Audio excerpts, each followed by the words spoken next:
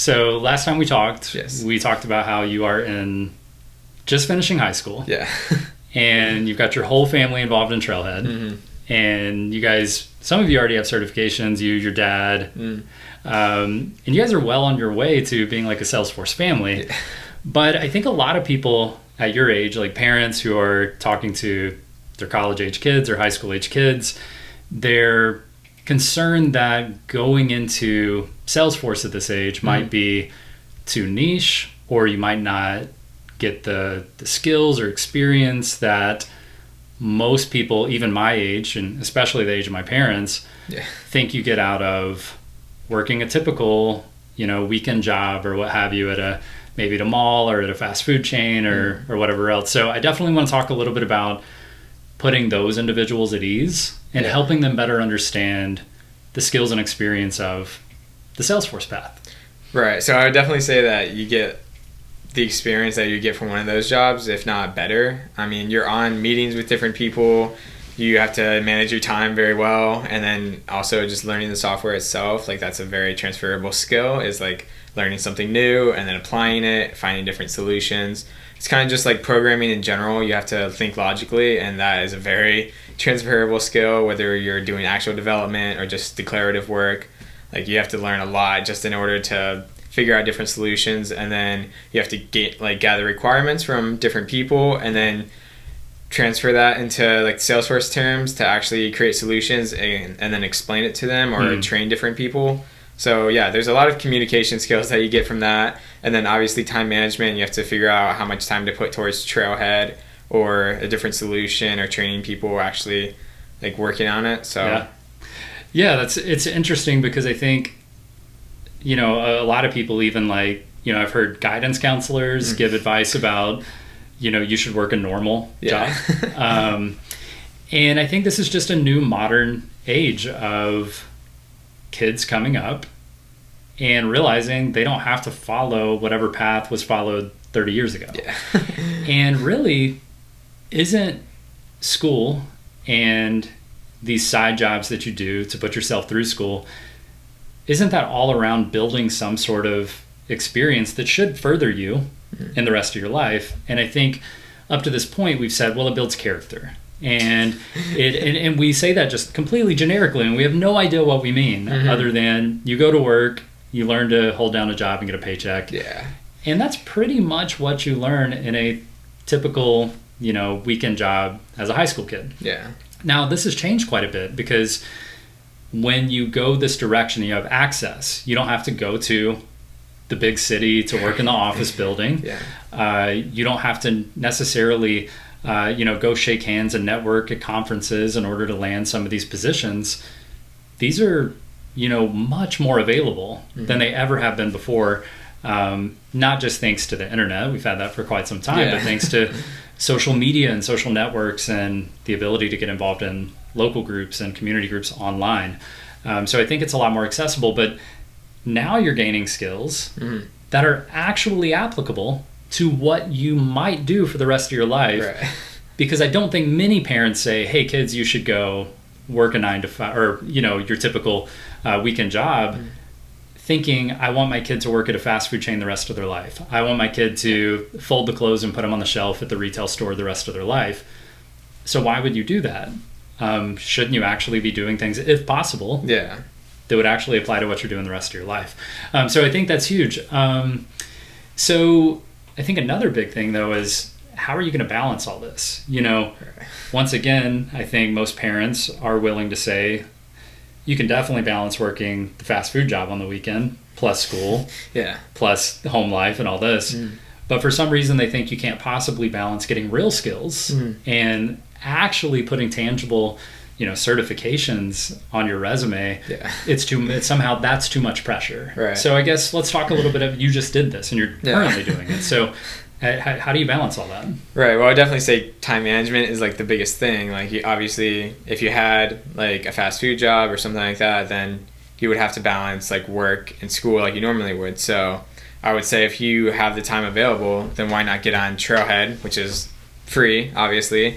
Now, it's not going to be an immediate paycheck like a fast food job might be, just because the training process is a lot less, but I mean, they're clearly like applicable skills that you get from this, because you can make this into a real job. So everything you're doing up to that point is like something that you've applied. I mean, yeah, so it's mostly just like figuring out that work and school balance, which a lot of people do. They just don't do it for something that they think might be a real life career, like in IT. Yeah, that's interesting. And you just, you talked about getting paid like a real job. And I think it's easy for, people my parents' age and like their 50s to say, well, how do you get paid today? Well, you go apply for the job that has the sign out front that says hiring now. Yes. That's how you get a job today. And they're willing to hire young kids because that's what they're used to hiring. That's their workforce. So I think for, my parents, if they were going to give me advice on how to get a digital, remote job while I'm in school, that is completely unfathomable. They would not know where to start. They can't give that advice. They're not qualified to give that advice. So how can we be in a position to better, I think it's two things. It's educating parents and educating, people maybe like 16 to 18, 19 years old on how do you go about finding these roles, because they're not posted outside and they don't say, hey, we're hiring now. So how do you know if a 17 or 18-year-old should even be reaching out to these companies, and how do you get in touch with them? Right. So like it's almost easier than trying to drive around and find one of those jobs. But I mean, the same way that you would find one of those jobs, you can just go online and like search it up. And then obviously we have these like new resources like LinkedIn, which are really valuable because you can find different companies and you can message directly like their CEOs or their recruitment department. And I mean, LinkedIn is great. That's where I found a lot of like my positions. And then I know that there are other ones like you can go through Upwork or different like monster.com, different websites. But yeah, I mean, as long as you have like a phone or a computer, I mean, you can just find one of these jobs and positions. And then that's also where you can do all your training is just from your home. So yeah. And what would you, so let's say like actionable advice. Yes. Let's pick like LinkedIn. We're going to go on LinkedIn. We created our profile. Yeah. I'm 17 years old. I know I'm not worth a lot. I might be close to a certification, or maybe I have a certification. And now I would like to get paid something. I know I'm not going to get paid six-figure income, but I want to get paid something for my work, or get some, real resume building experience on that resume. What am I going to go look for? Is it like LinkedIn jobs and then I go search, or is it more of like a networking balance? Like, how would you approach that? Right. So I would definitely like get my resume ready before anything, just so that when a position does come around that you find that you like, you can just go right ahead and submit that. But yeah, just go onto LinkedIn and then you can go through jobs and you can search for Salesforce admin or developer or whatever role that you want. And then you can do a lot of filters like junior positions or just like intro positions, so that you don't have anything that requires a ton of experience. And then you can also just find different companies that are in your local area and then go to different CEOs or just different people within the company. And chances are, if you message enough people, then you could get a mentor, and that's where you can get more connections to different positions, because they could help you get into their old businesses or their old companies. And I mean, getting connections these days is a lot easier than it used to be. You don't have to grow up with connections. I mean, we have the internet now, so it's like you can just go on LinkedIn or any other like social media platform and just find these people that are successful that you want to mimic. I mean, they've done it and they'll give you like a clear-cut path to it. Yeah, I think that like that last, 60 seconds, 2 minutes of conversation, I think that's the key. And I think the thing that you just described was exactly how you find jobs for the rest of your career, right? Like, so just that skill alone, the fact that you know that at 18? I just turned 19. All right, 19 years old. The fact that you know that at 19 is more than most college kids are going to know graduating. Yes. Because colleges don't teach you to network. They say, hey, go network, but they don't tell you what that means. Right. Or they say, hey, you need to know people, you need to talk to people, but they don't tell you how to talk to those people. And the standard, sort of knowledge has been, hey, I know a friend's dad, their dad works at this company. Maybe you could talk to them and see if their dad might know somebody who could get... That is such a small window of opportunity compared to a global network of companies. Right. So you're casting the net far wider. And really, I think most people, especially right now, we're recording this in summer 2021, this is still relatively new. Like younger kids really putting themselves out there. And you'll see another interview we did with Maddie Nelson constantly talking about you don't have to wait until you're a certain age to do something real with your life. And you can do real things at 17, 18, 19 years old. And I think most generations and people, including myself, have sort of said, well, that's too young, you know, just enjoy your childhood. You can enjoy your childhood and, you know, this segue into adulthood while also getting skills that are valuable to you, not just biding your time so you can make a few bucks. Right. So let's talk about specifically how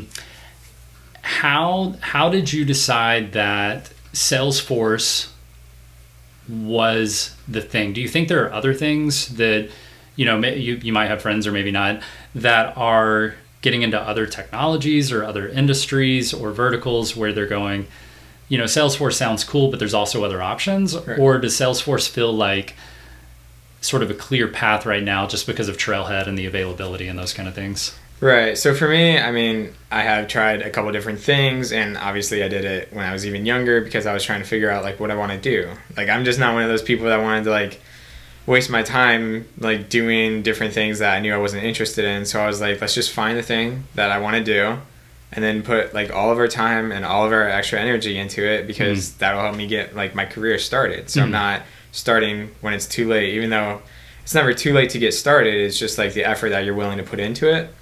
And I mean, yeah, there are different things that I would be interested in, but I mean, for right now, even if I don't stick with Salesforce for the rest of my life, it's been a great jumpstart to get my career started. And it's helped out my resume a lot and my different skills like communication, time management. I know those are the two that we keep coming back to. Yeah, but it is all those soft skills, and then your certifications represent your actual technical hard skills. Right. And so I know this is a question that a lot of, I think it's, you know, some of the young people have this question, but I think definitely their parents have this question.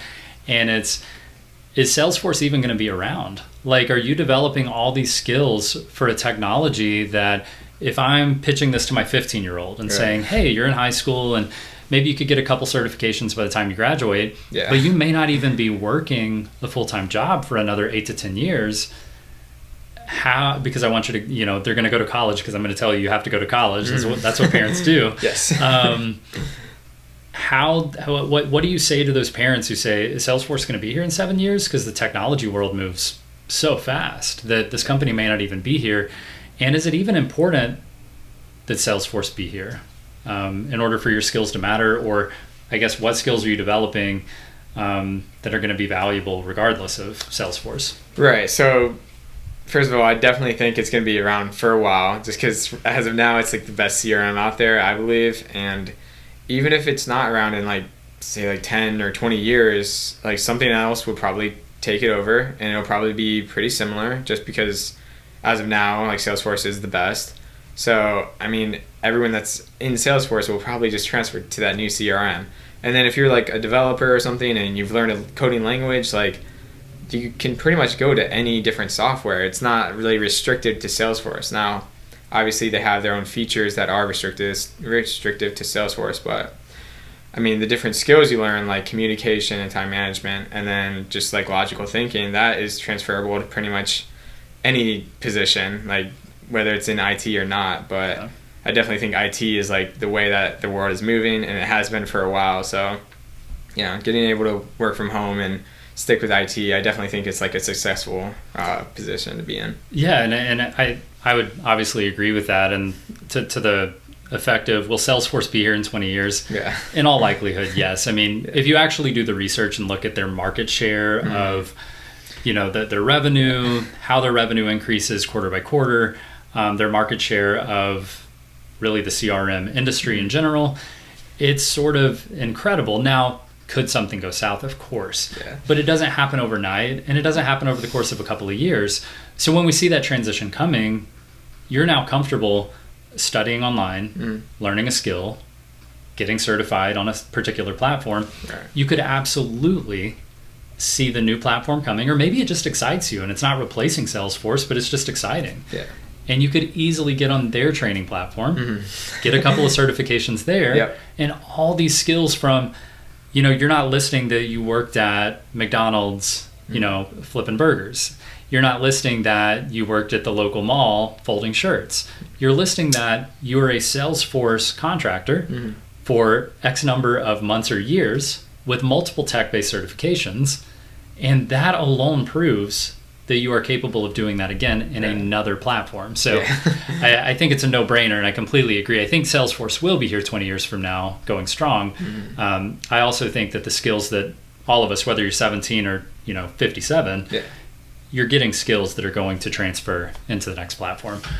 All right, so let's talk about college versus Salesforce. And I think when we frame it that way, it seems very much like you have to go to college or you have to do Salesforce or some other tech-based certification platform. So I'd like to hear you talk about choosing, like, what would cause someone to choose getting online certifications versus going to college, and then your opinion on, do you think you could do both? Is it reasonable to try to go to college, see how that goes, use it as a backup plan while furthering yourself in a tech-based certification? Right. So obviously at my age, my parents have a lot of input on whether or not to go to college. I mean, they're supportive of me of whichever decision I make, but if you're really invested into Salesforce, then by all means do Salesforce. Like, if you're not being forced to go to college and you're successful with Salesforce, it's what you like to do and you're really good at it, then I don't see a problem with just jumping into your career. It's almost like going to a trade school and just getting those hard skills and then applying them. I mean, and if you're able to teach yourself and do everything from home for free, besides the certifications, but I mean, the training platform is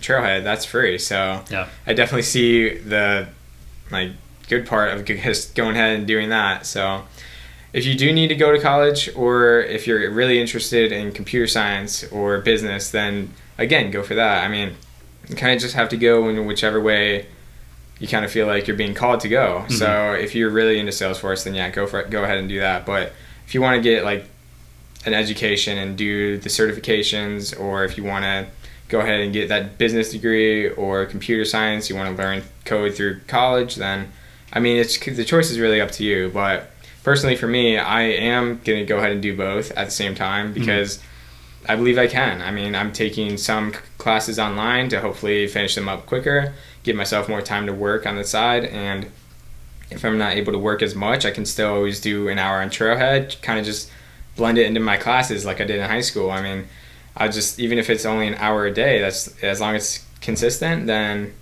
I should be fine. Yeah, and I think it all goes back to what we talked about earlier. It's like, people seem very clear that you can go to college and you can do what I did, work at a car wash while you're in college, right? Like, it's clear that you can definitely go to college and work a job on the side. But for some reason, there seems to be this obstacle that says you can't go to college and learn another valuable skill at the same time. But I think, given your experience and what you're going to do over the next few years and the experience of others, it's just not true. I think the one final question I would have is, what do you think about the disadvantage of somebody saying, today at 17 or 18, I've got a couple certifications, I've got a company who's willing to hire me full-time for whatever price, doesn't matter, it's going to be better than whatever you're going to make otherwise. They're ready to hire me full-time. That means I'm not going to be able to go to college, or I might only be able to take a class or two a semester. What disadvantage is that person at, do you feel, honestly, if they come out of that phase of their life with no college degree, nothing, like no associates, no bachelor's degree, they've got certifications, and they've got 4 years, instead of 4 years of college, they've got 4 years of industry experience in the Salesforce world, and by that point they probably have 7 to 10 certifications, depending on how focused they are on that. Like, how do you compare those two people? I mean, because you'll hear, well, you're not going to be able to get management roles because they require college degrees, right? I see so many job descriptions that say 4-year degree required. Obviously, we know some people like yourself, Parker Edelman, Nick Wenzel. They have not had any trouble getting jobs without college degrees. So, I mean, I guess what's your perspective, and this is all just opinion based, but Yeah. what's your perspective on that? Well, I definitely think that if you have a few certifications and you want to go full time, then go ahead and go for it. I mean, at the end of the day, not doing college is simply just not having that piece of paper at the end of the day. I mean, it's just that line on your resume where you don't have that 4-year degree. So if you can be successful without having to go to college, then by all means, go ahead and do that. I'm not stopping you. So yeah, I do think that if you have the certifications and you have the skills and you don't want to go to college, then you don't need to. I know that it's in a lot of job descriptions, but with enough experience, then a lot of people overlook that. Yeah. So yeah, it's kind of just up to the person whether or not they want to do it.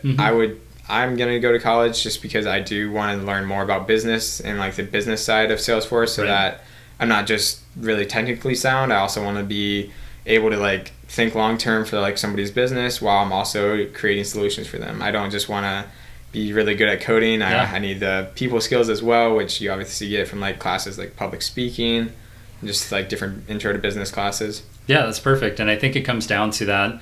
I would agree with that. It comes down to, do you know why you're going to college? Yes. Clearly you just told us why. What are you trying to get out of it? Other than because what I didn't hear you say is, I really need that degree that says you have a bachelor of this. Yes.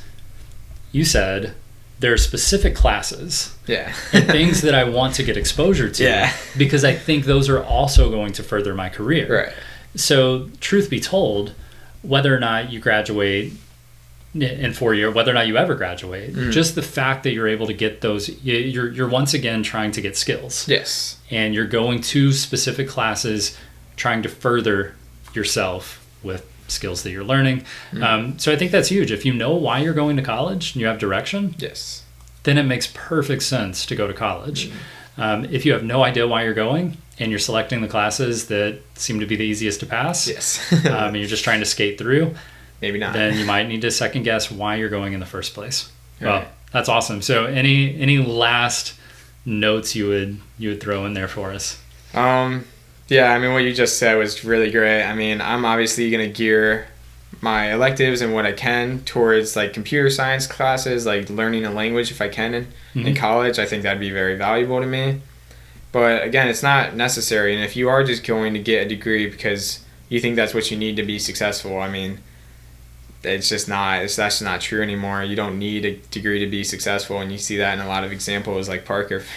So, well, awesome. Well, thanks for actually coming to of course to hang out and talk about this stuff. I really enjoyed it, and I'm sure we will talk again soon.